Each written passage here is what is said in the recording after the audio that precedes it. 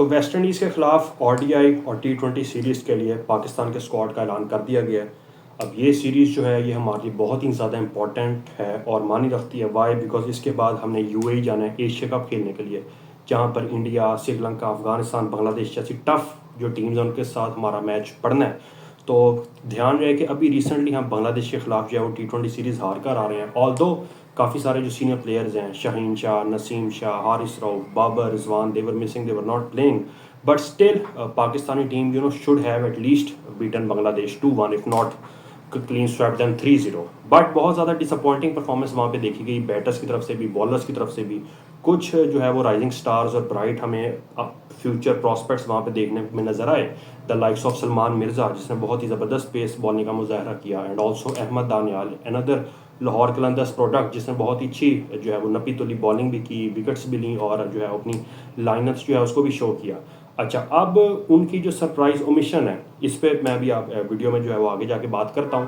पहले जो है वो आप नज़र डालें स्क्रीन पे अपने सामने जो पाकिस्तान की ओडीआई और टी20 स्क्वाड का ऐलान किया गया है। पहले इन प्लेयर्स के जो है नाम उनको पढ़ते हैं और फिर एनालाइज करते हैं कि स्क्वाड की क्या स्ट्रेंथ्स और क्या वीकनेसेस हैं। अच्छा, सबसे पहले जो टी20 स्क्वाड की अगर हम बात करें तो सलमान अली आगा कैप्टन है, ठीक है। अबरार अहमद को सिलेक्ट किया गया है, फ़हीम अशरफ है, फ़खर जमान है, हारिस रऊफ और हसन अली जो है उनकी वापसी हुई है। इसके बाद हसन नवाज़, हुसैन तलत, खुशदिल शाह, हारिस, मोहम्मद नवाज़ ने बहुत अच्छा परफॉर्म किया, ठीक है। जैसे कहते हैं कंप्लीट ऑलराउंड परफॉर्मेंस, उसने बॉलिंग भी अच्छी की है, विकेट्स भी लिए हैं, बैटिंग में भी उसने चिप इन किया है इंपॉर्टेंट नॉक्स के साथ। उसके बाद साहिबजादा फरहान, इसको पहले 2 टी20 नहीं खिलाए गए, ठीक है, लास्ट मैच खिलाएगा और उसमें उसने बहुत ही आउटस्टैंडिंग जो है वो बैटिंग का मुजाहरा किया है। Again he should have played the first 2 matches as well, क्योंकि बात वही है, अगर आप किसी प्लेयर को उसकी परफॉर्मेंस की बेस पे मेरिट पे सिलेक्ट कर रहे हो तो फिर उसको पहले 1-2 मैच बाहर बिठाना कि जी पहले हम सीरीज़ जो है वो अपने नाम कर लें, उसके बाद हम रिस्क लेंगे, या डेड रबर जो मैच है हम उसमें जो है, फिर ये सब मीनिंगलेस है। अगर आप एक प्लेयर को उसकी फॉर्म, उसकी परफॉर्मेंस की बेस पे लेके जा रहे हो तो आपको वहाँ पे उसको पूरा मौका देना बनता है, ठीक है। आप बेशक फ़खर जमान को सीरीज़ में बाहर बिठा देते, लेकिन आपको फरहान को 3 मैचेस खिलाने चाहिए थे। अच्छा जी, खैर moving on, Sam Ayub, Shaheen Shah Afridi जो है उसका कम हो रहा है, और देन सुफियान मुकीम। तो सलमान मिर्ज़ा, जिसने इतनी अच्छी परफॉर्मेंस दी बांग्लादेश के खिलाफ, ना सिर्फ ये कि पार्क में हमारा एक बड़ा इशू है कि हम लोग बहुत ज़्यादा रन लीक करते हैं शुरू के ओवर्स में, ठीक है, जिसे कहते हैं ना बुरे तरीके से हमें मार पड़ी होती है all across 360 degree across the field. तो सलमान मिर्ज़ा जो है वो इस मामले में एक बड़ा अच्छा ब्राइट प्रॉस्पेक्ट था कि उसने पावर प्ले में बहुत अच्छी बॉलिंग का मुजाहरा किया, ठीक है, विकेट्स भी लेके दी हमें न्यू बॉल को के साथ, और न्यू बॉल स्विंग भी की, और अच्छी जो है वो अच्छे पेस के साथ बॉलिंग करता है। तो अगर शाहीन शाह के साथ दूसरे एंड से हमारे पास ये होता तो इसमें कोई भी मेरे ख्याल से मुजायका नहीं था। But I don't know selectors ने क्या सोच के इतनी अच्छी परफॉर्मेंस के बावजूद जो है वो किस बेस पे उसको जो है वो निगलेक्ट किया है। फिर अहमद दानियाल जो है वो भी मिसिंग है, ठीक है। अगेन उसने जितने मौके उसको मिले हैं उसने बहुत अच्छी परफॉर्मेंस दी है, तो why he is not there again question mark. फिर अब्बास अफरीदी को जो है ड्रॉप किया गया, हालांकि अब्बास अफरीदी जो है वो बैटिंग में भी थोड़ी बहुत जो है वो महारत रखता है और बॉलिंग भी बड़ी अच्छी, स्पेशली टी20 फॉर्मेट का तो स्पेशलिस्ट बॉलर है, तो he should also have been there. अच्छा, स्पिनर्स की बात है तो सुफियान मुकीम को तो आप बांग्लादेश भी लेकर गए, बट आपने उसको एक भी मैच नहीं खिलाया। तो अब इस सीरीज़ में आपने अगेन उसको क्या जस्ट जिसे कहते हैं स्क्वाड कंप्लीट करने के लिए, नाम भरने के लिए रखा है, या आप उसको कोई मैच खिलाएंगे भी? तो ये बहुत ज़रूरी है कि सिर्फ आपने इन प्लेयर्स को वहाँ पे सैर व तफरी के नहीं साथ लेके जाना, सिर्फ वो बेंच नंबर्स कंप्लीट करने के लिए नहीं, बल्कि आपने इनको कंप्लीट मौके जो है वो फराहम करने हैं, ठीक है, तभी फ़ायदा है। अच्छा, इसके बाद अगर हम वनडे स्क्वाड की बात करें तो Mohammad Rizwan captain, wicket keeper Salman Ali Agha जो है वो ओडीआई फॉर्मेट में हमारा वाइस कैप्टन होगा। अब्दुल्ला शफीक, ठीक है, अब्दुल्ला शफीक की जो है परफॉर्मेंस इसको इतनी कंसिस्टेंट नहीं रही, ठीक है, एवरी नाउ एंड देन जो है वो एक बहुत अच्छी इनिंग खेल लेता है, बट फिर जो है वो बहुत ज़्यादा कंसिस्टेंटली फेल होता जाता है, तो उसको थोड़ी सी अपनी परफॉर्मेंस जो है ना उसमें कंसिस्टेंसी लानी पड़ेगी, जो कि इंटरनेशनल स्टैंडर्ड की रिक्वायरमेंट है। बिकॉज आप batters all over the world, specially openers पे अगर आप नज़र दौड़ाएं तो they perform day in day out, ठीक है। उसमें ऐसा नहीं कि वो पूरे टूर में या पूरी सीरीज़ में सिर्फ एक मैच में जो है वो 50 कर लें और उस बेस पे वो जो है वो खेलते रहें, ऐसा नहीं है।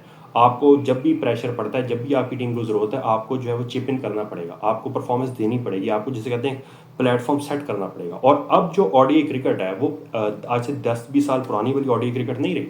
Now the game has become very fast, ठीक है। आपको उस गेम के साथ अपने आप को अडॉप्ट और अडेप्ट करने की ज़रूरत है, आपको अपना स्ट्राइक रेट बढ़ाना पड़ेगा, आपको aggressive shots right from the word को खेलनी पड़ेगी। आप ऐसे नहीं, आपको जी पहले 7-8 ओवर जो है हम पहले क्रीज पे टिक जाएं, ठीक है, जो है वो थोड़ा सा नो हाउ ले लें बॉल की, स्विंग की, पिच की, और उसके बाद जो है हम आहिस्ता आहिस्ता एक्सट्रेट करने की। No, you have to extract right from the word go, ठीक है। 50 ओवर्स में जो है 300 और 300 प्लस स्कोर्स हैं। Now these are average, these are scores which are being chased down very easily in modern day cricket. तो अब आप वो 60 बॉल्स पे 30 या 80 बॉल्स पे 40 की इनिंग खेल के जो आप ये नहीं कह सकते कि आपने जो है वो बहुत ज़बरदस्त टीम के लिए कंट्रीब्यूशन दिया है। तो थोड़ा सा अब्दुल्ला शफीक को अपनी गेम जो है वो अप करनी पड़ेगी इस मामले में।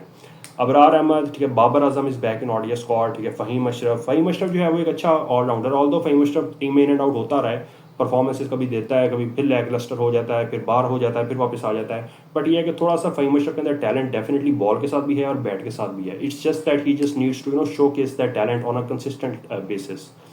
फ़खर जमान इज़ देयर, हसन अली जो है T20 के बाद ओडीआई स्क्वाड में भी, हसन नवाज, ठीक है, ये he's earn that maiden ODI call और T20 फॉर्मेट में, चाहे वो PSL हो चाहे वो इंटरनेशनल हो, इसने बड़ी अच्छी परफॉर्मेंसेज दी हैं। और अगर ये ओडीआई फॉर्मेट में भी एडजस्ट हो जाता है हमारे मिडल ऑर्डर में, तो this would be a very valuable addition for us. Hussain Talat को, अच्छी बात है, हुसैन तलत को आपने बांग्लादेश खिलाफ भी सीरीज़ में सेलेक्ट किया, बट उसको सिर्फ एक ही लास्ट मैच मिला फरहान की तरह, जो एक डेड रबर मैच था।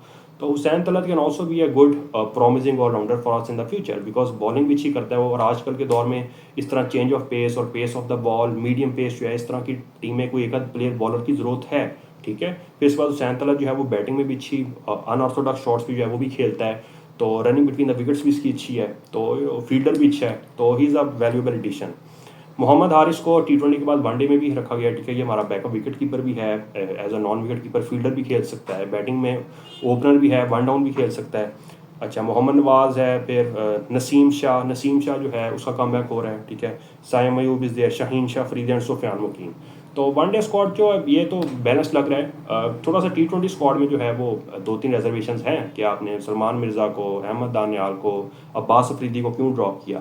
और अगर आपने हसन नवाज को ओडीआई में कॉल दी है, तो आप साहबजादा फरहान को भी ओडीआई में जो है वो कॉल दे सकते थे। मतलब अगर फरहान ने T20 लेवल पे इतनी अच्छी बैटिंग का मुजाहरा किया है, तो there is no reason why he can not be a good ODI opener as well. और अगेन बात हुई है, जो मॉडर्न क्रिकेट की डिमांड है, आपको इस तरह के ओपनर्स की बहुत ज़्यादा ज़रूरत है जो अग्रेसिव स्टार्ट दें, ठीक है, जो आपके लिए एक अच्छा प्लेटफॉर्म सेट करें। अगर आपकी टीम पहली 10 ओवर्स में 70 to 80 रन पाइल अप कर ले, तो ये आपके मिडल ऑर्डर के लिए, स्पेशली ऐसा मिडल ऑर्डर जिसमें बाबर और रिजवान ने आना होता है, वी ऑल नो कि उनको थोड़ा सा टाइम लेते हैं सेट होने में, ठीक है, and they take some time to get going. तो ऐसा जो ओपनर है वो हमारे लिए बहुत फ़ायदेमंद हो सकता है। तो let's see in future if he gets an ODI shot और नॉट। बट ये है कि इस सीरीज़ की अहमियत को किसी भी सूरत अंडरमाइन नहीं किया जा सकता, because like I stated earlier in the video कि इसके बाद हमने एशिया कप के लिए जाना है, ठीक है, और बहुत ज़रूरी है कि ये यहाँ पे जो हम इस सीरीज़ में अपनी टीम खिलाते हैं, हमें आइडिया हो जाएगा कि हमारी स्ट्रेंथ क्या है, हमारी वीकनेस क्या है, ठीक है, हमारी टीम केमिस्ट्री क्या है, हमारी बेस्ट पॉसिबल स्टार्टिंग लाइनअप क्या है। ऐसा ना हो कि हम जो है वो डिफरेंट कॉम्बिनेशन ट्राई कर ही जा रहे हैं, और जब एशिया कप जो है स्टार्ट हो और इंडिया के खिलाफ हमारा मैच है, तो हमें यही ना पता हो कि हमारे बेस्ट ओपनर कौन से हैं, हमारा मिडल ऑर्डर जो है वो प्रेफर्ड कौन सा है, ठीक है, हम किस स्पिनर के साथ हमें जाना चाहिए, कौन से जो है हमारे टॉप 3 फास्ट बॉलर्स हैं। तो इसलिए आप नए लड़कों को भी ज़रूर मौका दें, लेकिन साथ साथ आप जो है वो ये भी मेक श्योर करें कि आपकी जो टीम की एक जैसे कहते हैं ना, आपकी टीम का जो एक ऑर्डर है और जो आपकी स्टार्टिंग लाइनअप है, वो एटलीस्ट आपको इस सीरीज़ के बाद जो है वो कंफर्म पता हो कि how are you gonna line up in the upcoming Asia cup. तो बेस्ट ऑफ लक, हमारी दुआएं जो हैं वो पाकिस्तानी टीम के साथ हैं। Let's see what happens. This T20 and ODI series will hopefully be fun to watch, because West Indies जो है रिसेंटली उन्होंने भी बहुत ज़्यादा सफ़र किया है ऑस्ट्रेलिया के खिलाफ, वो बुरे तरीके से जो है वो हारे हैं, ओडीआईज भी हार गए हैं, और टेस्ट में भी वो है वो हारे हैं, और उसके बाद T20 4 T20 जब तक हो चुके हैं और चारों जो है वो हार चुके हैं। तो वो भी जो है वो थोड़ा डाउन एंड आउट है, आउट ऑफ फॉर्म है। But Pakistan, we all know, on their day Pakistan can decimate anyone, and if not their day, Pakistan can make anyone look extraordinary and superstar. So it will be an interesting series to watch. आप सबसे मुलाकात होगी इंशाल्लाह अगली video में। Thanks for watching. अल्लाह हाफिज़।